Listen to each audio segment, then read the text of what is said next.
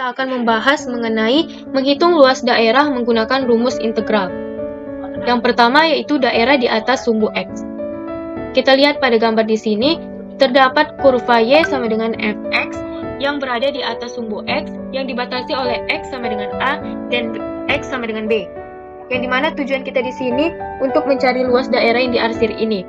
Maka, jika luas daerah yang terletak di atas sumbu X dengan dibatasi oleh kurva Y sama dengan Fx dan F kontinu, di mana pada selang A dan B ini fungsi F adalah kontinu. Kenapa? Karena itu adalah syarat mutlak, maka dia harus kontinu pada selang A sampai B. Maka, untuk mencari luas yang diarsir ini, kita bisa menggunakan rumus integral dari A sampai B Fx dx. Kemudian kita masuk ke contoh soal. Tentukan luas daerah di bawah ini. Kita lihat gambar di sini, terdapat kurva Y sama dengan 6x kuadrat dengan batas atas X sama dengan 2 dan batas bawah X sama dengan 0. Dimana tadi rumusnya integral dari A sampai B Fx dx sama dengan integral batas bawahnya tadi 0 dan batas atasnya 2, kemudian kita masukkan nilai Fx-nya yaitu 6x kuadrat dx. Di sini selalu kurang ya, sama dengan 2 dikali 8 dikurang 0 sama dengan 16. Ya, C daerah di antara dua kurva. Nah, gambarnya sebagai berikut. Jika luas daerah yang dibatasi oleh dua kurva Y sama dengan Fx dan Y sama dengan Gx, dengan Gx-nya itu lebih kecil sama dengan Fx, pada selang X-nya itu lebih besar sama dengan A dan lebih kecil sama dengan B, maka didapat rumusnya luas sama dengan A menuju B Fx D dikurang Gx dx. Contoh soalnya, tentukan luas daerah yang diarsir pada gambar berikut. Nah, sesuai rumus tadi, L sama dengan integral A menuju B Fx D dikurang Gx dx dengan batas atas dan batas bawahnya itu min 1, 2, ini min 1, 2 dari sini, X tambah 2 dikurang X kuadrat. Nah, di situ integral menuju min 1 menuju 2, X tambah 2 dikurang X kuadrat dx. 6, habis itu nanti 20 tambah 7 per 6, nanti 27 per 6, atau 4, 3 per 6, bentuk hasilnya. Nah, selanjutnya, jarak dan perpindahan. Jarak dan perpindahan adalah besaran yang saling berhubungan dan keduanya memiliki dimensi yang sama yaitu M, tapi memiliki makna yang berbeda. Garis bawahin makna yang berbeda. Nah, besarannya sama tapi maknanya yang berbeda.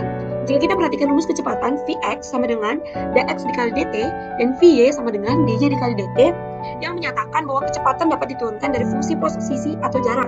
Secara sistematis, jarak dapat pula diperoleh dari fungsi kecepatan dengan metode integrasi. Nah, jarak atau S sama dengan integral TO menuju T, Vt. Habis itu kecepatan atau disimbolkan dengan V, itu adalah integral dari S. Selanjutnya untuk jarak. Jarak adalah panjang lintasan yang ditempuh oleh sesuatu yang bergerak dalam selang waktu tertentu. Untuk menghitung jarak yang ditempuh dalam selang waktu, T lebih besar sama dengan A dan lebih kecil sama dengan B, maka dapat menggunakan rumus ini jarak atau simbolnya S, C A menuju C Vt dikurang C menuju B Vt dikali dt. Ikut contoh soalnya. Nah, sebuah benda bergerak di sepanjang suatu garis lurus sedemikian rupa sehingga kecepatannya pada saat T adalah Vt sama dengan T kuadrat dikurang T dikurang 6 per detik. Carilah jarak keseluruhan yang ditempuh benda itu untuk T menuju T lebih besar sama dengan 1 dan lebih kecil sama dengan 4. Tadi rumusnya adalah integral A menuju C Vt dikali dt tambah integral C menuju B Vt dt. Itu kita dapat integral 1 menuju 3 T kuadrat dikurang T dikurang 6 dikali dt ditambah integral 3 menuju 4 T kuadrat kurang T kurang 6 dikali dt. Habis itu kita integralkan, habis itu sini nilai 1 dan persamaan, nanti didapat 44 per 6 ditambah 17 per 6 itu sama dengan 61 per 6 atau 10 per 17 meter.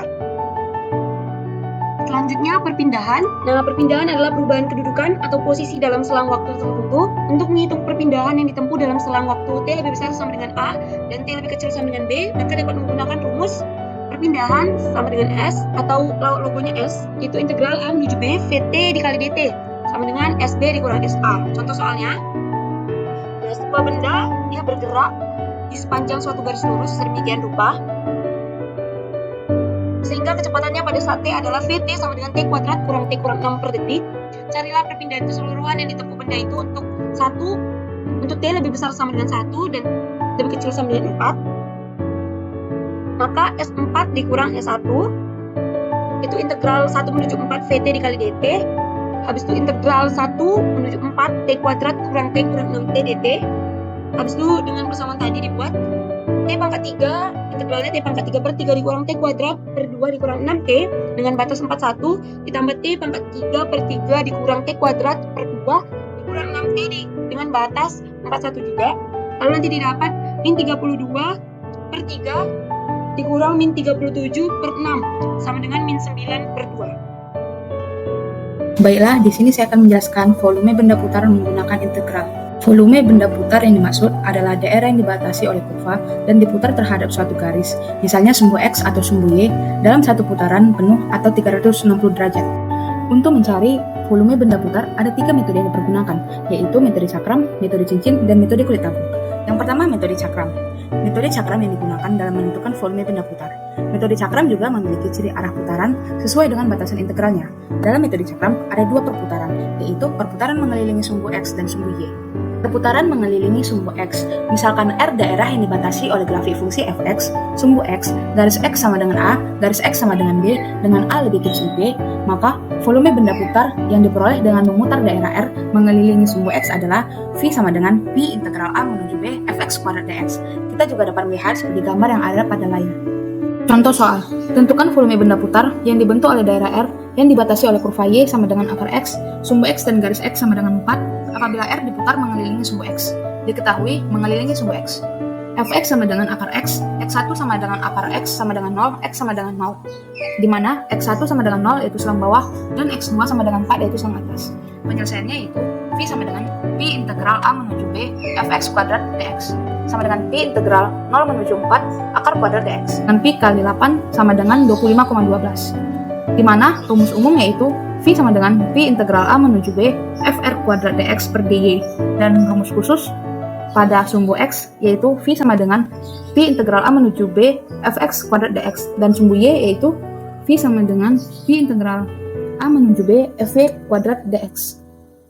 Putaran mengelilingi sumbu Y. Misalkan S daerah yang dibatasi oleh grafik fungsi X sama dengan EV, sumbu Y, garis X sama dengan A, garis X sama dengan B, dengan A lebih kecil B, maka volume benda putar yang diperoleh dengan memutar daerah S mengelilingi sumbu Y adalah V sama dengan P integral A menuju B fv kuadrat dx. Dan kita juga bisa melihat gambar pada layar. Contoh soal, tentukan volume benda putar yang terbentuk apabila daerah yang dibatasi oleh kurva Y sama dengan X pangkat 3, sumbu Y dan garis Y sama dengan 3, diputar mengelilingi sumbu Y. Diketahui mengelilingi sumbu Y sama dengan X pangkat 3, di mana X sama dengan Y akar 3, Y1 sama dengan Y akar 3 sama dengan 0, Y sama dengan 0, di mana Y1 sama dengan 0, yaitu batas bawah, dan Y2 sama dengan 3, yaitu batas atas. Penyelesaiannya yaitu V sama dengan P integral A menuju B fv kuadrat dy. Fungsiku sama dengan Pi 9 dikali 9 akar 3 per 5 yang hasilnya yaitu 11,76. Di mana rumus umum yaitu V sama dengan Pi integral A menuju B r kuadrat dx per dy. Dan rumus khusus pada sumbu X yaitu V sama dengan Pi integral A menuju B fx kuadrat dx. Dan sumbu Y yaitu V sama dengan Pi integral A menuju B fv kuadrat dy. Yang kedua yaitu metode cincin. Apabila sebuah benda putar kita potong-potong tegak lurus pada benda putarnya, kita dapat sebuah cakram yang tengah-tengah ada lubangnya. Daerah demikian disebut cincin.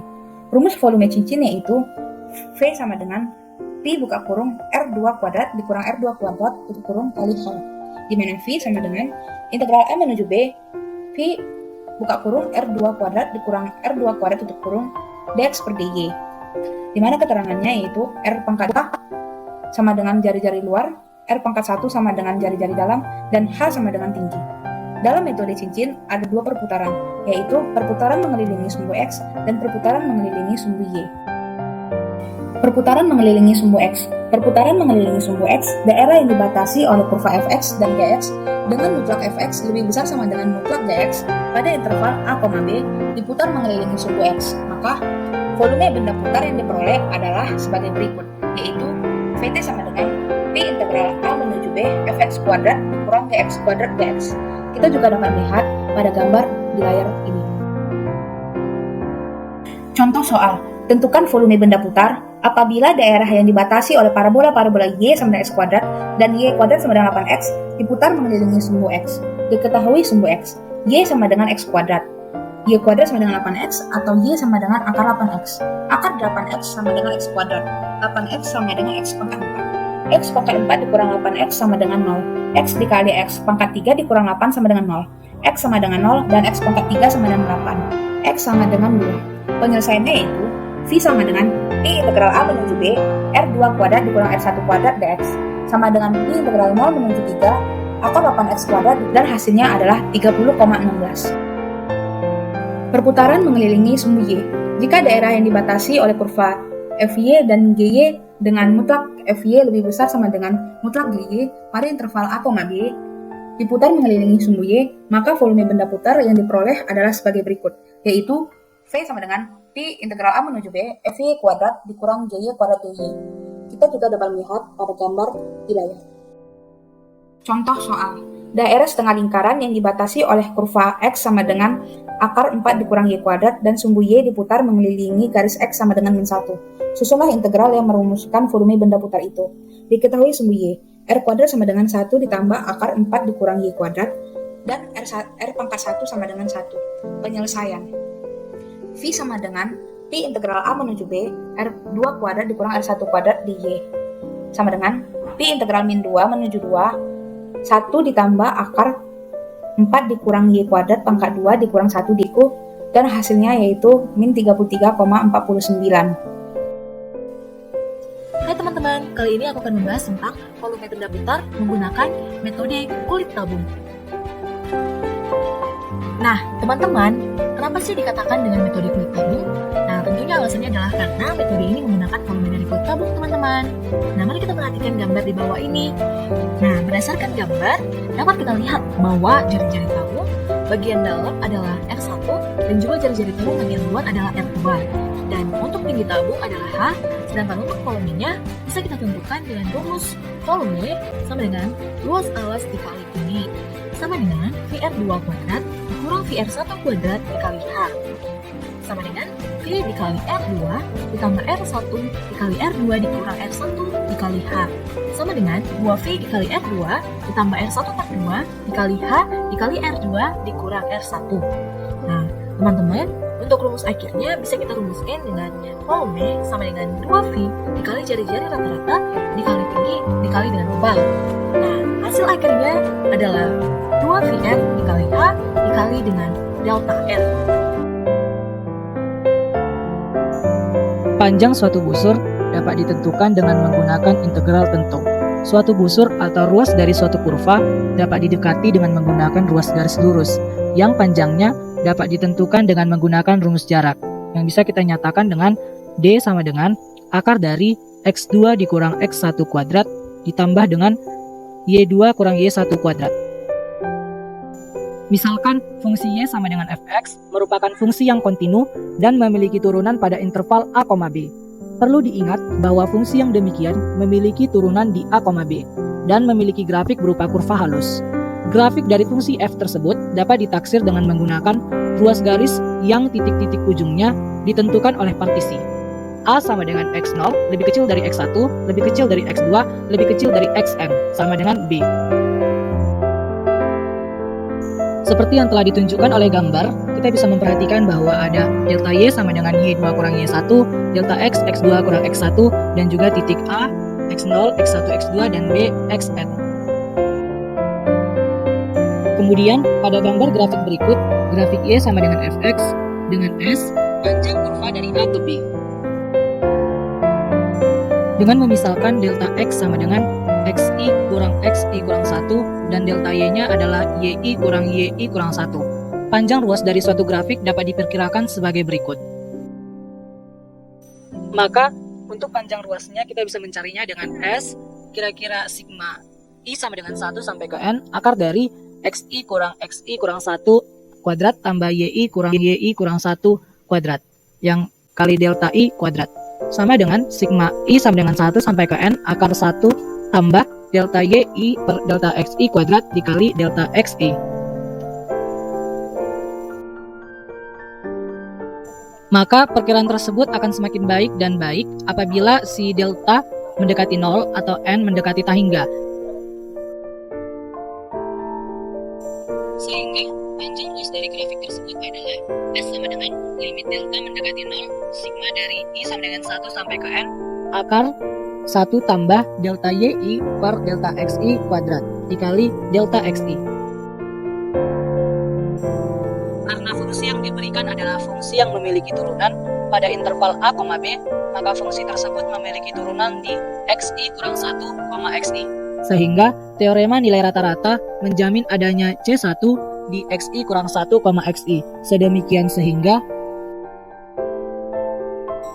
Fxi dikurang Fxi kurang 1 sama dengan F aksen Ci kali Xi kurang Xi kurang 1 sama dengan F aksen Ci, yang sama dengan juga dengan delta Yi kurang delta Xi sama dengan F aksen Ci. Karena F kontinu pada interval A, B, maka akar 1 tambah F aksen Ci kuadrat juga kontinu sehingga memiliki integral pada A, B yang mengakibatkan S sama dengan limit delta mendekati 0 dari sigma I sama dengan 1 ke N akar dari 1 tambah F aksen Ci kuadrat kali delta Xi sama dengan integral dari A ke B akar dari 1 tambah F aksen X kuadrat dx, di mana S disebut panjang busur F antara A dan B.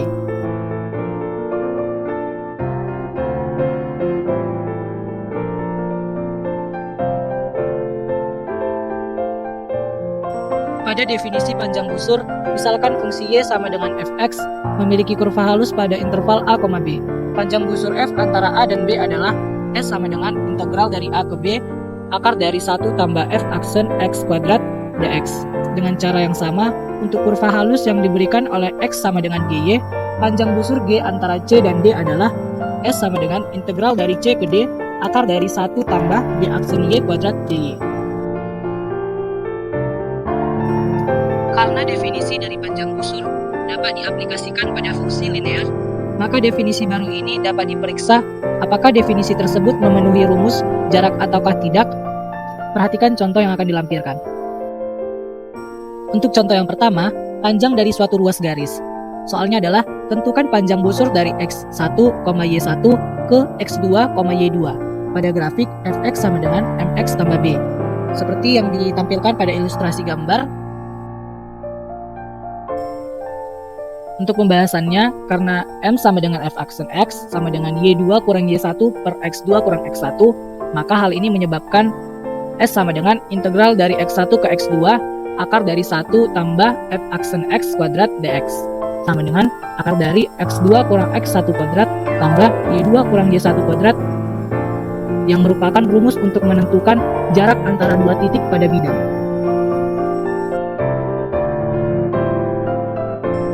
Contoh kedua, tentukanlah panjang dari suatu kabel.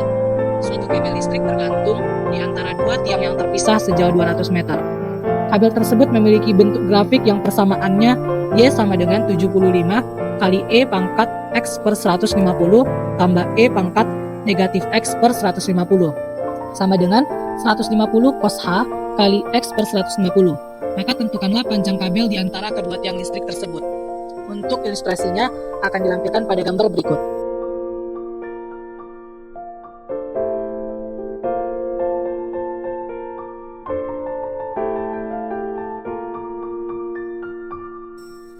Untuk pembahasannya, karena Y aksen sama dengan setengah kali E pangkat X per 150 dikurang E pangkat negatif X per 150, maka akan menghasilkan Y aksen kuadrat sama dengan 1/4 kali E pangkat X per 75 dikurang 2 tambah E pangkat negatif X per 75 dan 1 tambah Y aksen kuadrat sama dengan 1/4 kali E pangkat X per 75 tambah 2 tambah E pangkat negatif X per 75 sama dengan setengah kali E pangkat X per 75 tambah E pangkat negatif X per 75 dikuadratkan.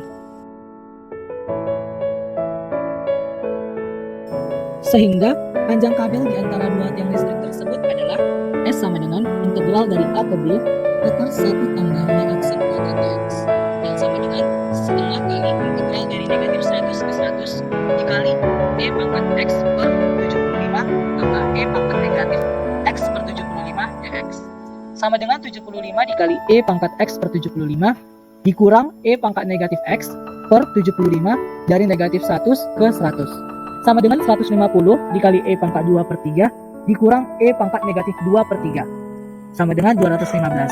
Jadi panjang kabel di antara kedua tiang listrik tersebut adalah sepanjang 215 meter.